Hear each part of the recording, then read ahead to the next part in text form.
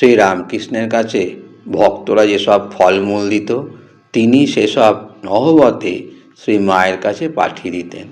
মা আনন্দে সেসব সবাইকে খাইয়ে দিতেন। তিনি বরাবরই এ ব্যাপারে মুক্ত হস্ত ছিলেন।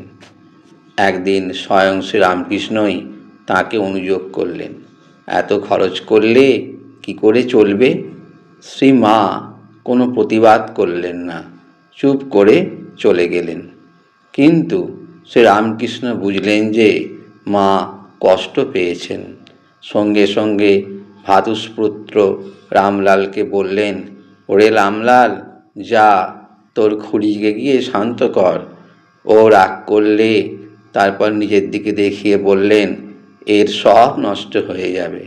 ঘটনাটি উল্লেখ করে ভগিনী নিবেদিতা মন্তব্য করেছেন, শ্রীমা এমনই প্রিয় ছিলেন শ্রীরামকৃষ্ণের কাছে, প্রিয় এবং সম্মানের।